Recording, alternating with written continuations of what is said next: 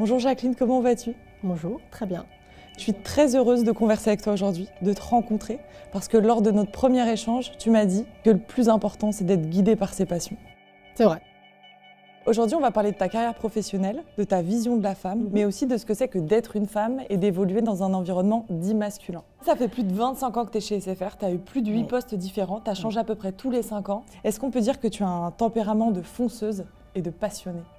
Fonceuse et passionnée, oui, effectivement. Lorsque je vais faire un métier, je vais aller jusqu'au bout. Tu es maintenant chef de projet confirmé au sein d'un data center. Est-ce que tu peux m'expliquer en quoi ça consiste? Alors le data center, c'est un grand bâtiment sur plusieurs étages où on fait en fait de l'hébergement client. Mon périmètre, c'est effectivement toute la partie infrastructure.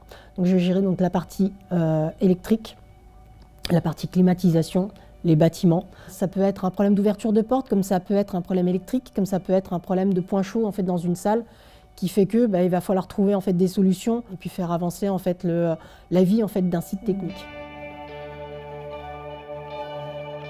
Et étant dans un métier technique, est-ce que souvent on t'a empêché de faire certaines choses qui étaient attribuées à des hommes? Est-ce que tu sens que tu as le même niveau de travail que les autres hommes ou tu vois des différences?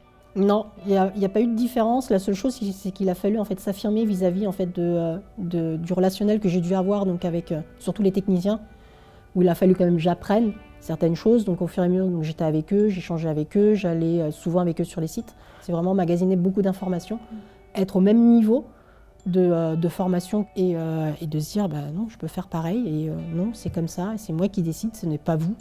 Et derrière, de pouvoir sabrer quand il faut sabrer et d'être conciliante quand il faut être conciliante. Tu t'affirmes aussi donc beaucoup? Oui. Finalement. L'environnement masculin, c'est compliqué parce qu'on se dit mais ok, d'accord, on va faire comment, on va se comporter comment. Mais au final, il faut se comporter comme eux, tout simplement. Comment on fait pour s'adapter?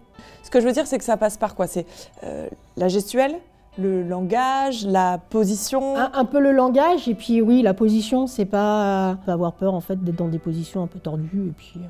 Ça veut dire quoi des positions tordues? De se retrouver la tête dans le faux plancher et de se mettre à quatre pattes, voilà. Je suis pareil quoi. Moi aussi je veux voir. Est-ce que tu peux me dire ce qui est satisfaisant dans ton métier au quotidien?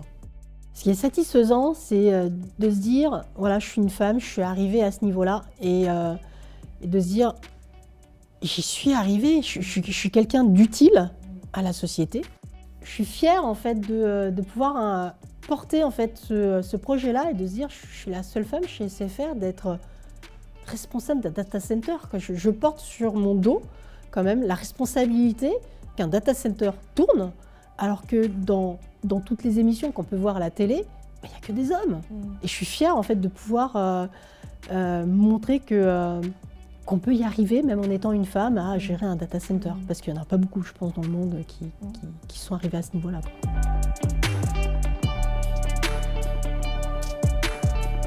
Tu as un caractère fort. Oui. Qu'est-ce qu'on dit aux jeunes femmes qui sont peut-être plus sensibles, ont du mal à se lancer dans un métier technique? Qu'est-ce qu'on leur dit pour qu'elles osent quand même?